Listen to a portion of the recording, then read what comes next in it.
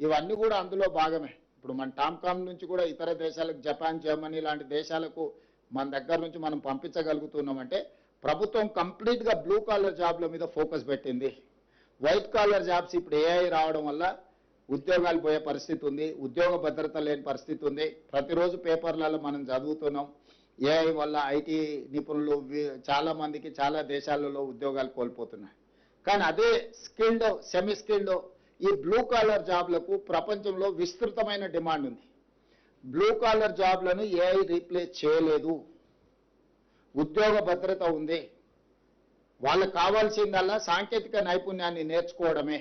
అందుకే ఈరోజు ఏటీసీలలో జాయిన్ అయితే పర్ మంత్ 2000 రూపీస్ మనం స్టైఫండ్ ఇస్తామని చెప్పినాం.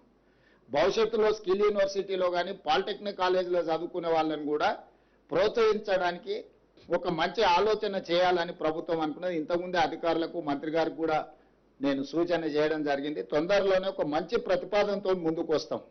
నా సూచన కూడా యువతకి, మనం ఏదైనా పని నేర్చుకున్నా, మనం ఏదైనా చదువుకున్నా మనకు ఉద్యోగం అన్న ఉండాలి, ఉపాధి అవకాశాలన్నా రావాలి.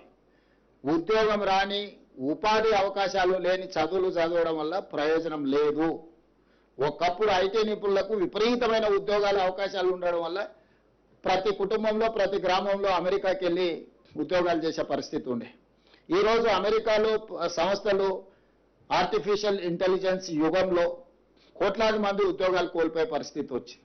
వాళ్ళు తిరిగి వెనక్కి మళ్ళీ మన రాష్ట్రానికో మన గ్రామాలకు వచ్చే పరిస్థితి ఉంది. అందుకోసమే ఈరోజు యువతకు నేను సూచన చేస్తున్నా, ఇంతకాలం మనం చదువుకున్న చదువు అమెరికా లాంటి దేశాలలో మనం ఉద్యోగాలు చేసుకోవడానికి ఉపయోగపడ్డది.